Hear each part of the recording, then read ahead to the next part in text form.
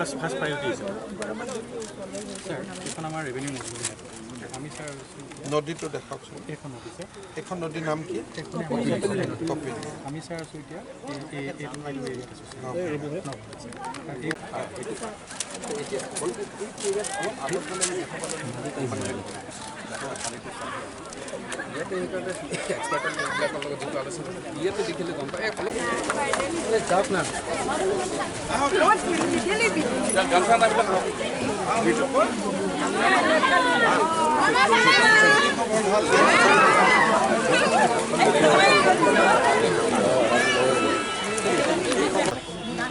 আপোনালোকৰ ভাল নহয় মই চাই লৈছোঁ